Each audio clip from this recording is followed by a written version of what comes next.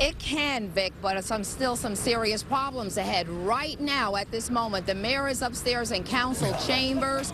He dropped in unexpectedly right after his amendment passed. This time, the vote was just the opposite of what it was the other day when it failed. It was 7-2, 7-2 in favor of restoring $25 million to the budget.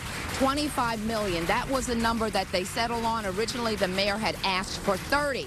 Again, he's going around the table, shaking hands. A lot of council members, though, despite the good mood in council chambers right now, just before the vote was taken, there was a lot of discussion about an hour's worth. Many council members who actually voted for this are doing it not very happily. They're very concerned about cuts, what the mayor purports they need to be, about public perception. And here's what a few of them had to say. We were in the same identical situation last year. You know, the mayor went public, scared the bejesus out of everybody in Detroit that he was going to close all the parks if we made the cuts that we articulated we thought we needed to make. It's the same thing. Only this year, we say we're going to lay off police. Scared the bejesus out of everybody. I think we were very responsible in the cuts that we made. And I think that the administration was irresponsible in a lot of the statements that were made, the sky is falling statements. And as I've said multiple times, if $8 million out of a $420 million budget is going to cause one police officer to be laid off, then that means that that department is being poorly managed. What people need is some hope, and the folks who need a cushion are our citizens. Many of whom are thinking about leaving town because they're not sure about city services. I don't think we should be sending any messages that are going to only engender more bad news. We need to send up some good news.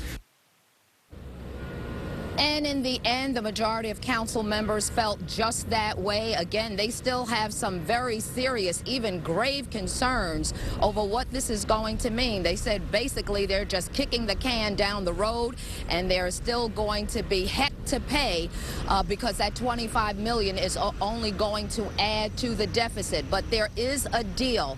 The mayor is happy. It will now be up to him to implement the cuts, and as council repeatedly points out and wants to make sure everybody now understands, it's not up to them to decide how those cuts should be administered. It is up to the mayor, and we expect to be getting a response from the mayor very shortly. Reporting live downtown, I'm Val Clark, Channel 7 Action News. Joanne, back to you. Val, At least we can move ahead. Yeah, well, let's hope, right? But you've been covering this whole process. I'm just curious, with so many of them maybe unhappy with what the deal ended up being, why do you think that so many of them, 7 of them in fact, went ahead and voted for it?